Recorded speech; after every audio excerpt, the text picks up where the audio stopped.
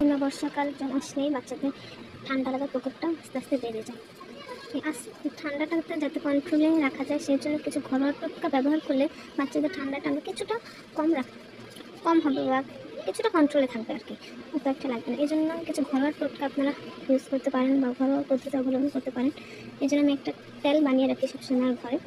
এই জন্য নিয়েছি আমি এখানে কিছু কালো জিরে, দেখতে পাচ্ছেন কালো জিরে, আর এখানে আমি কয়েক কোয়া রসুন নিয়েছি। এখানে আপনারা দেশি রসুন বা যে কোনো রসুন ব্যবহার করতে পারেন। এখন এগুলো আমি একটা ছেঁচড়িতে নিয়ে নেব, ছেঁচড়িতে নিয়ে নিচ্ছি।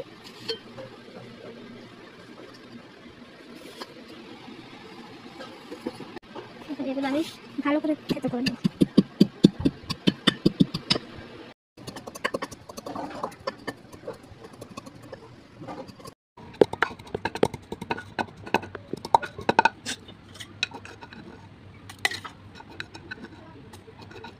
এরপর যে কোনো ব্র্যান্ডের যে কোনো সরিষার তেল আমরা নিয়ে নেব পরিমাণ মতো,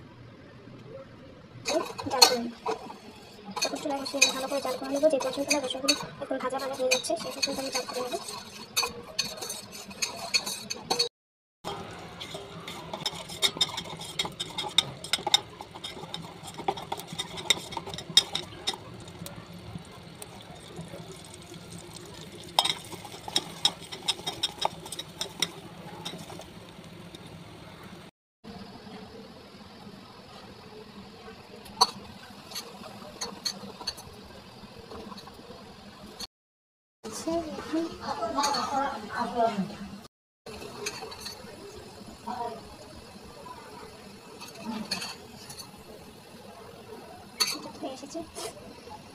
এরকম একটা বোতলে বা যে কোনো বোতলে বা কাঁচের বোতলে সংরক্ষণ করলে বেশি ভালো।